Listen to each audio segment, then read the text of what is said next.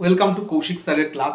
আজকের ভিডিওটা প্রত্যেকটা মানুষ ৮ থেকে ৮০ উপর প্রত্যেকটা মানুষ প্রত্যেকের কাছে ইম্পর্টেন্ট। এই কারণে কমিউনিকেশন কিভাবে করতে হয়, কমিউনিকেশন কেন এত ইম্পর্টেন্ট, সেই সমস্ত কারণে আপনি সাধারণ নিজের অফিসে বলুন, বিজনেস এরিয়ায় বলুন, আপনি কোনো ক্রিকেট ক্লাবে বলুন, আজকে আপনি নিজের বাড়িতে বলুন, কমিউনিকেশন প্রত্যেকটা জায়গায় ইম্পর্টেন্ট। কেন ইম্পর্টেন্ট দেখুন, পরিষ্কার কথা, আপনি কোনো ডাক্তারের কাছে দেখাতে গেলেন, ডাক্তারবাবু আপনাকে দেখে বললেন আপনার শরীরের অবস্থা বেশ খারাপ, আপনাকে এতগুলো টেস্ট করতে হবে, এই রেস্ট্রিকশন মেনে খেতে হবে। আপনি তার কথা শুনে আপনি খুব টেনশনে পড়ে গেলেন এবং টেস্ট করিয়ে দেখা গেল এটাই যদি বাড়ির কেউ আপনাকে বলে, তখন কি হবে? তার কথা আপনি কিন্তু সেরকমভাবে গুরুত্ব দেবেন না। আবার ধরুন, যদি কখনো আপনি কোনো জ্যোতিষীর কাছে গেলেন, জ্যোতিষী আপনাকে বললো যে আপনার এই পাথর লাগবে, তাহলে আপনার সময় খুব ভালো যাবে, তাকেও আপনি গুরুত্ব দেবেন। তার মানে বুঝতে পারছেন তো, কমিউনিকেশন ভীষণভাবে গুরুত্বপূর্ণ।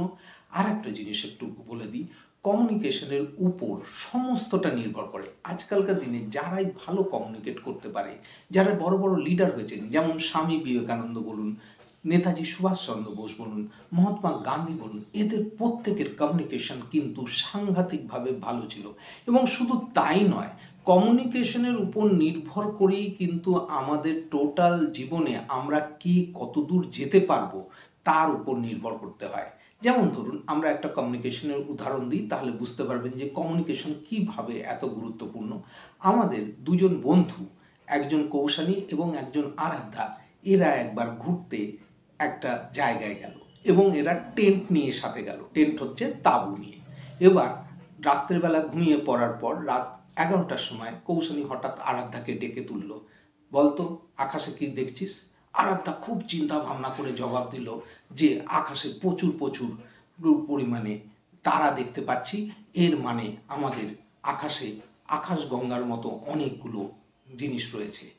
আবার যদি আমরা জ্যোতিষীর দৃষ্টিভঙ্গি দিয়ে বিচার করে দেখি, জ্যোতিষীর দৃষ্টিভঙ্গি দিয়ে বিচার করেছি যে শনি এখন ইয়েতে সূর্য রাশিতে, মানে সিংহ রাশিতে অবস্থান করছে। যদি আমরা আবহাওয়াবিদদের বিচার করে দেখি, কালকের দিনটা খুব ভালো যাবে, খুব সানি ডে, মানে পরিষ্কার রৌদ্রোজ্জ্বল দিন যাবে। এরকমভাবে আরাধ্যা কিন্তু তাকে বলল।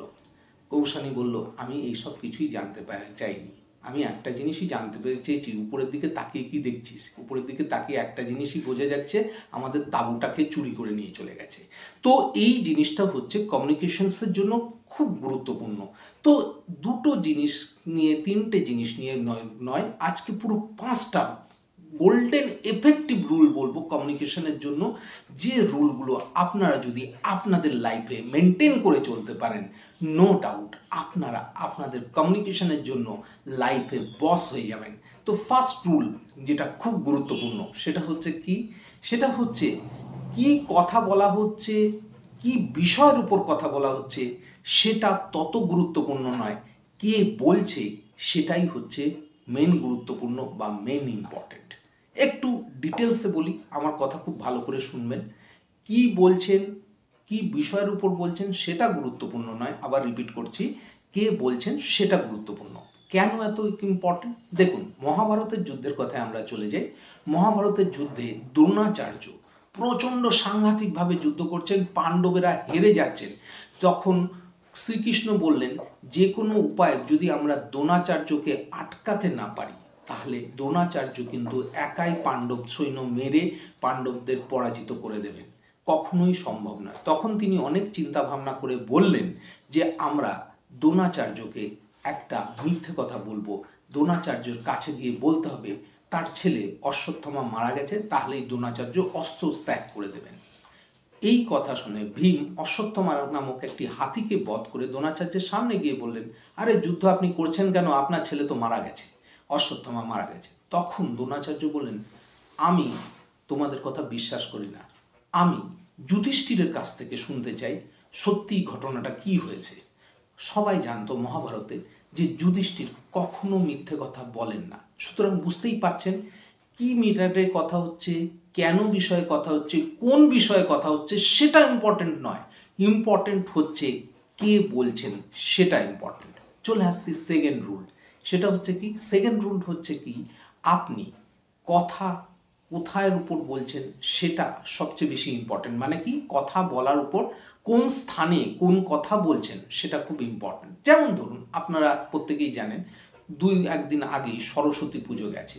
সরস্বতী পুজোয় আমাদের বাঙালিদের বলা হয় ভ্যালেন্টাইন্স ডে। এই সময় প্রচুর কাপলসরা তারা বিভিন্ন জায়গায় ঘুরতে যায়।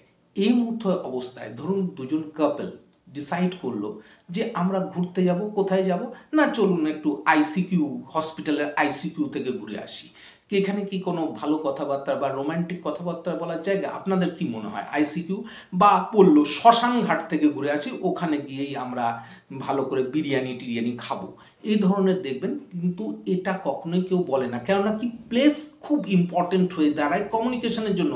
সেক্ষেত্রে কোনো দামি রেস্তোরাঁ বা কোনো দামি পার্ক, সেই জায়গাটা গুরুত্বপূর্ণ হয়ে দাঁড়ায়। চলে আসি 3 নম্বর পয়েন্ট, খুব গুরুত্বপূর্ণ। সেটা হচ্ছে কি, যখন আপনি কারোর সাথে কমিউনিকেট করছেন, কমিউনিকেট করার সময় আপনি কতটা কনফিডেন্সের সাথে বলছেন, কতটা এক্সাইটমেন্টের সাথে বলছেন, সেটা খুব গুরুত্বপূর্ণ। আমাদের বেঙ্গলিদের একজন খুব ফেমাস ফ্রিডম ফাইটার পেট্রিয়ট হচ্ছেন নেতাজি সুভাষচন্দ্র বোস, এবং তার খুব বিখ্যাত উক্তি, তিনি খুব এক্সাইটমেন্টের সাথে কনফিডেন্সের সাথে বলেছিলেন, give me blood, I will give you freedom.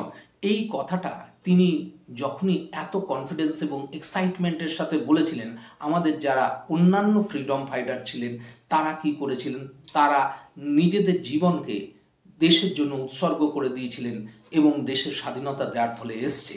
কিন্তু এই নেতাজি সুভাষচন্দ্র বোস এই কথাটা যদি উনি না বলে অন্য কেউ, নর্মাল আপনারা আমাকে রক্ত দিন, আমি স্বাধীনতা দেখছি, চেষ্টা করে দেখছি স্বাধীনতা দিতে পারি কিনা, এইভাবে যদি বলতেন কথাটা, তাহলে কি হতো?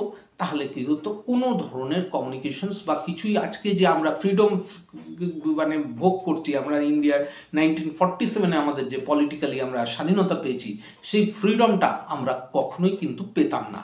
বোঝা যাচ্ছে? চলে আসছি 4র্থ পয়েন্ট, খুব গুরুত্বপূর্ণ কমিউনিকেশন, বেটার কমিউনিকেশনসের জন্য। সেটা হচ্ছে কি, মনোযোগ দিয়ে শুনুন। মনোযোগ দিয়ে শোনাটা হচ্ছে ভীষণভাবে গুরুত্বপূর্ণ কথা। রিয়্যাক্ট নয়, রেসপন্ড করুন। আমাদের অধিকাংশ লোকজন কি করে, কোনো একটা কথা শোনার সাথে সাথে রিয়্যাক্ট করে, রেসপন্ড করে না। ধরুন একজন লোক তার বাড়ি থেকে ফোন করে আর একজন বন্ধুকে জানাচ্ছে, জানিস তো ওর মেয়ে মারা গেছে।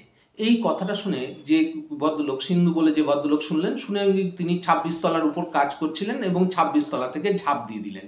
ঝাঁপ দিয়ে তিনি যখন মোটামুটি ঝাঁপ দিয়ে পড়ছেন, মোটামুটি 10-12 তলায় এসছেন, তখন উনি ভাবছেন যে আমার তো মেয়ে নেই, তাহলে আমি ঝাঁপ দিলাম কেন?